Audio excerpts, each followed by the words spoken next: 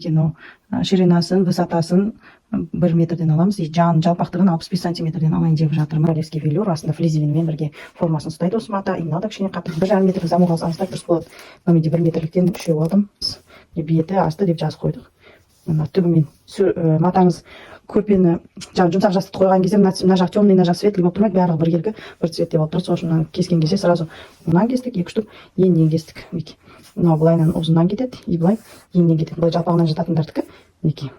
5-20 сантиметр төмен түсіремін да, былайынан жағып былайынан тігіп аламын.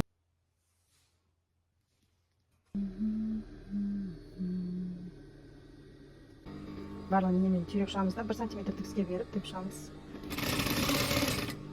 Енді осы тігіне тұрған тігістердің бәрін оверлоктап шығамыз. Жұмсақ сандығын дайын болды. Вот достарым такие ручки.